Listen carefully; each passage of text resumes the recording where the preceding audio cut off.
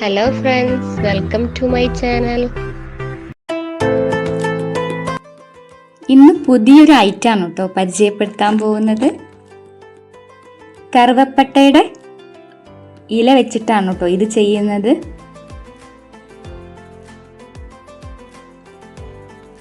കറുവപ്പട്ടയുടെ കുറച്ച് വലിയ ലീവ്സ് ഒക്കെ നോക്കിയിട്ട് ഒന്ന് പൊട്ടിച്ചെടുക്കട്ടെ കേട്ടോ.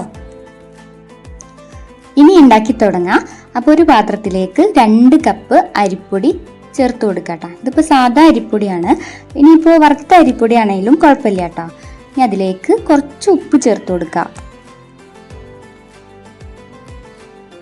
ഇനി 2 കപ്പ് അരിപ്പൊടിയിലേക്ക് 2 കപ്പ് തിളച്ച വെള്ളം ഒഴിച്ചു കൊടുക്കാം. ഓരോ പൊടിക്കനുസരിച്ചിട്ട് വെള്ളത്തിൻ്റെ അളവിൽ വ്യത്യാസം ഉണ്ടാവും. ഇതിപ്പോൾ കറക്റ്റാണ് കേട്ടോ. 2 കപ്പ് പൊടിക്ക് 2 കപ്പ് ചൂടുള്ള വെള്ളം, നല്ല ചൂടുള്ള വെള്ളം കേട്ടോ. ഇനി നന്നായിട്ടൊന്ന് മിക്സ് ആക്കി കൊടുക്കാം. ഒന്ന് ചൂടാറിയതിന് ശേഷം കൈ ഉപയോഗിച്ചിട്ട് നന്നായിട്ട് കുഴച്ചെടുക്കാം കേട്ടോ. ഇന്നത്തെ റെസിപ്പിയുടെ പേര് ഇതുവരെ പറഞ്ഞില്ല. പല്ലടയാണ് കേട്ടോ ഇന്ന് ഉണ്ടാക്കാൻ പോകുന്നത്.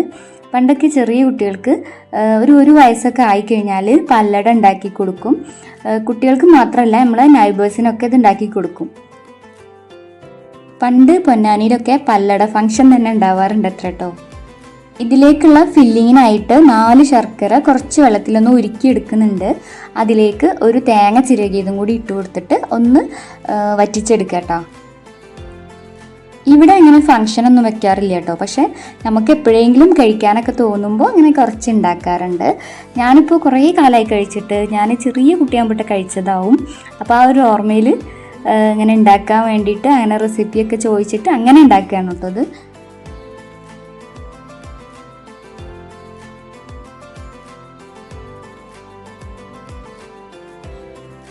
അപ്പോൾ നമ്മുടെ ഫില്ലിങ് റെഡി ആയിട്ടുണ്ട്.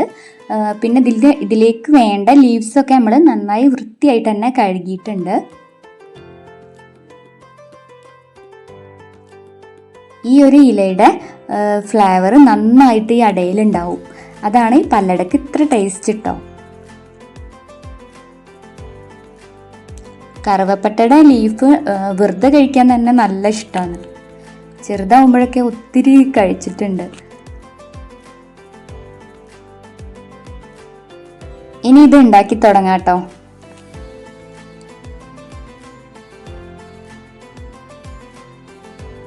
പല്ലട ഉണ്ടാക്കാനായിട്ട് ഇതിൻ്റെ തളിര് ഇല നോക്കിയിട്ട് എടുക്കരുത് കേട്ടോ. അപ്പോൾ വലിയ ടേസ്റ്റ് ഉണ്ടാവില്ല. കയ്യിൽ വെച്ചിട്ട് ഇതുപോലെ ചെയ്തെടുക്കുക. അതുപോലെ തന്നെ താഴത്ത് വെച്ചിട്ടാണെങ്കിൽ അങ്ങനെയും ചെയ്തെടുക്കാം കേട്ടോ. കുറച്ച് മാവെടുത്താൽ മതി കേട്ടോ. നീളവും വീതിയൊക്കെ ഉള്ള ലീഫ് നോക്കിയിട്ട് പറിച്ചെടുക്കണം കേട്ടോ.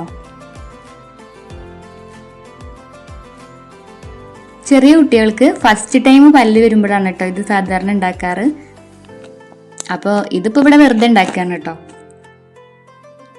ഇതിൻ്റെ ഫില്ലിങ്ങിൽ ഏലക്കാപ്പൊടി ഒന്നും ചേർത്ത് കൊടുക്കേണ്ട ആവശ്യമില്ല കേട്ടോ. ഇതിൻ്റെ ഫ്ലേവർ തന്നെ ഉണ്ടാവും. പല്ലട ഉണ്ടാക്കാനായിട്ട് നല്ല എളുപ്പമാണ് കേട്ടോ. ഇനി അങ്ങനെ ബുദ്ധിമുട്ട് തോന്നുകയാണെങ്കിൽ ഇതുപോലെ കുറച്ച് ലീവ്സ് പൊടിച്ചിട്ട് ഈ വൈകുന്നേരമൊക്കെ സ്നാക്കായിട്ടൊക്കെ അങ്ങനെ ഉണ്ടാക്കുക. രാവിലെ ബ്രേക്ക്ഫാസ്റ്റിനും പറ്റും ഇത്. സാധാ പത്തിരിക്കൊക്കെ പൊടി വാട്ടിയെടുക്കുന്നില്ലേ, ആ ഒരു രൂപത്തിലും ഇത് ചെയ്തെടുക്കാം കേട്ടോ. 2 കപ്പ് പൊടിക്ക് 2 കപ്പ് വെള്ളം, അതാണ് അതിൻ്റെ കണക്ക്. എല്ലാ ലീവ്സിലും ഇപ്പോൾ മാവ് വെച്ച് കൊടുത്തിട്ടുണ്ട്. ഇനി നമുക്ക് ഫില്ലിങ് വെച്ച് കൊടുക്കാം.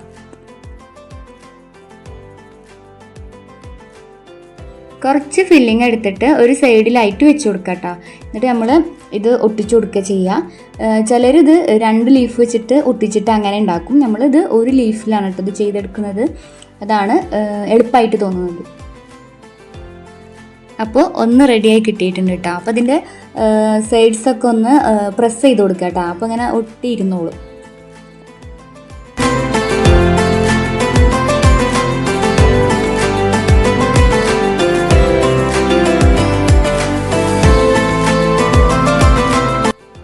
നമ്മൾ 12 ലീവ്സ് എടുത്തിട്ടാണ് കേട്ടോ ഇതിങ്ങനെ ചെയ്തെടുത്തത്. അപ്പോൾ അതൊക്കെ ഉണ്ടാക്കി കഴിഞ്ഞിട്ടുണ്ട്. ഈ ഇഡലി കുക്കറിലൊക്കെ ഇറക്കി വെക്കാൻ പറ്റുന്ന ഒരു സ്റ്റാൻഡാണ് കേട്ടത്. ഇതിന് 3 പ്ലേറ്റ് ഉണ്ട്. അപ്പോൾ ആ 3 പ്ലേറ്റിലും നമുക്ക് ഇതുപോലെ ഇങ്ങനെ വെച്ച് കൊടുത്തിട്ട് അങ്ങനെ ഒറ്റയടിക്ക് തന്നെ വേവിച്ചെടുക്കാൻ പറ്റും കേട്ടോ. ഈ സ്റ്റാൻഡിൽ ഇങ്ങനെ നൂൽപുട്ട് വേവിച്ചെടുക്കുക, അതുപോലെ തന്നെ സാദാ അട ഉണ്ടല്ലോ അതുണ്ടാക്കിയെടുക്കാൻ പറ്റും. പിന്നെ ഇതുപോലെ പിന്നെ എന്തെങ്കിലും ചൂടാക്കി എടുക്കണമെങ്കിലൊക്കെ നല്ല യൂസ്ഫുൾ ആണ് കേട്ടത്.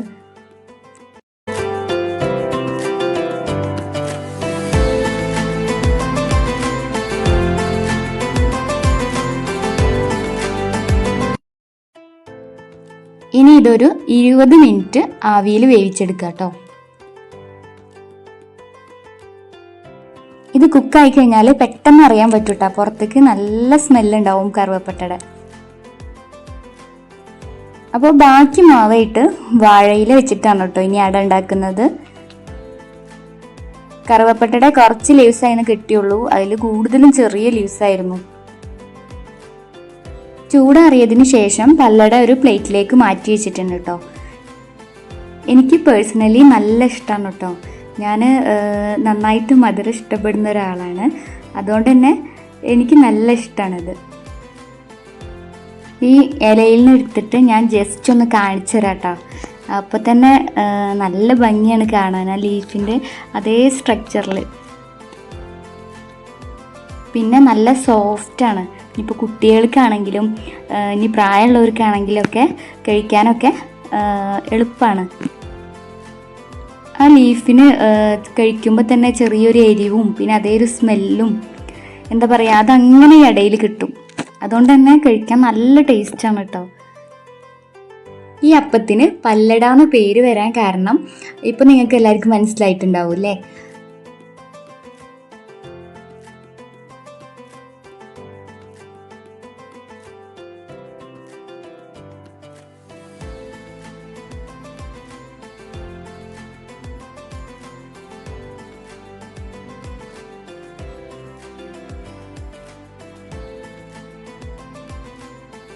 നിങ്ങളുടെ നാട്ടിലൊക്കെ ഈ അപ്പം ഉണ്ടെങ്കിൽ ഒന്ന് കമൻറ്റ് ചെയ്യാം കേട്ടോ.